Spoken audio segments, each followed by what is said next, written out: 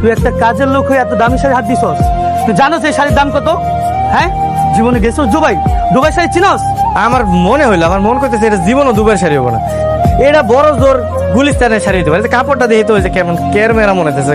এসব ফকিন্নির বাচ্চাদেরকে কেন আপনি সাথে করে নিয়ে আসেন? হ্যাঁ, ওর জন্য তো আমার সবার মান সম্মান সব চলে যাচ্ছে। ও আমার দুবাই সিল্কের শাড়ি বলতেছে কেরমেরা গুলিস্তানের শাড়ি। ম্যাডাম, এই লোক মিথ্যা কথা হইতেছে, দুবাই শাড়ি না, বুঝছেন? আপনি এখানে আরাম করে বসেন, আপনার জন্য জুসের ব্যবস্থা করতেছি আর এই কাজের লোকের ব্যবস্থা করতেছি। হ্যাঁ চল বাইরে ফোন থেকে আমার। তোদের মতন ফকিন্নিরে ভিতরে ঢুকতে দেওয়াই উচিত না। আপনাকে ধাক্কা দিয়ে ফেলে দিলেন কেন? ওরা ধাক্কা দিয়ে ফেলে দিচ্ছি, বেশ করছি। বেশ করেছি।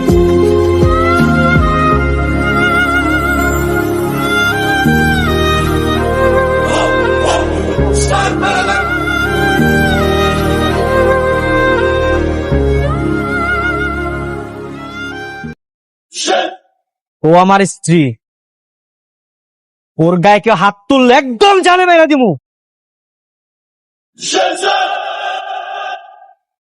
চলো।